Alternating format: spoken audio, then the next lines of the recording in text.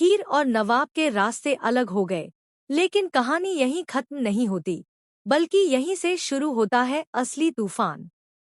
Band बाजे के शोर के बीच गुलाब ने जिस तरह हीर को घर से निकलवाया, वो सिर्फ एक विदाई नहीं थी, बल्कि एक ऐसी साजिश की शुरुआत थी जिसका अंदाजा किसी को भी नहीं था। जी हाँ, तू जूलियट जट दी के इस लेटेस्ट ट्रैक में हम देखते हैं कि हीर ने नवाब से साफ साफ कह दिया कि उसे उनसे कोई फीलिंग्स नहीं है। उसके शब्द भले ही सख्त थे, लेकिन उसकी आंखों में एक अजीब सा डर और बेचैनी साफ दिखाई दे रही थी, जिसे शायद सिर्फ दिलीप ही समझ पा रहा था। हीर कहती है, मैं सिर्फ 19 साल की हूँ नवाब। ये सब बस एक फेज था, एक बचपना जो अब खत्म हो चुका है। लेकिन क्या ये सच है, या फिर हीर किसी मजबूरी में ये सब कह रही है?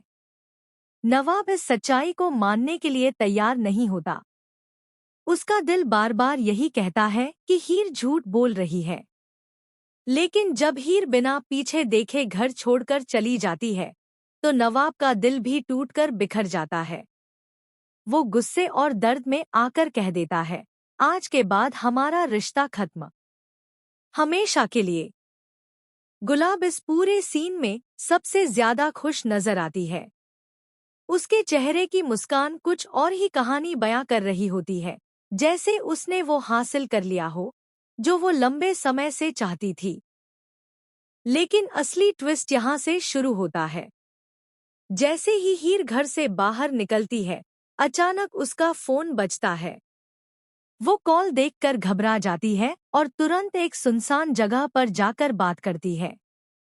वहां से पता चलता है कि हीर पर किसी का दबाव है और वो किसी की जान बचाने के लिए ये सब कर रही है। जी हाँ, चौंकाने वाला खुलासा ये होता है कि हीर की मां गुलाब के पास नहीं, बल्कि किसी और के कब्जे में है। और वो कोई और नहीं, बल्कि दिलीप का बड़ा भाई वीर है, जिसे अब तक सब मरा हुआ समझते थे। हीर की हर हरकत, हर फैसला, सब कुछ उसी के इशारों पर हो रहा है। वीर ने हीर को धमकी दी है कि अगर उसने नवाब से रिश्ता नहीं तोड़ा, तो वो उसकी मां को मार देगा। यही वजह है कि हीर ने पत्थर दिल बनकर नवाब का दिल तोड़ा।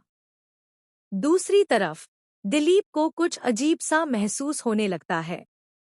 उसे लगता है कि हीर का व्यवहार नेचुरल नहीं है। वो उसकी आंखों में छिपा डर पहचान लेता है। तभी दिलीप को एक पुराना वीडियो मिलता है, जिसमें वीर जिंदा नजर आता है। ये देखकर